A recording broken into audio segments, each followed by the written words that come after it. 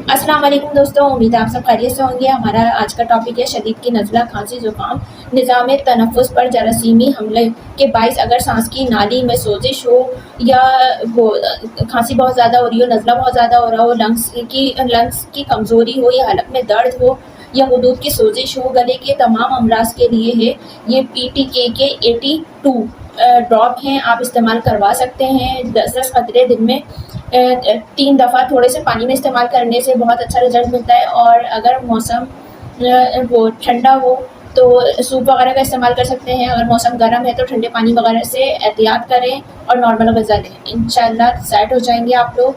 अल्लाह हाफ़िज़।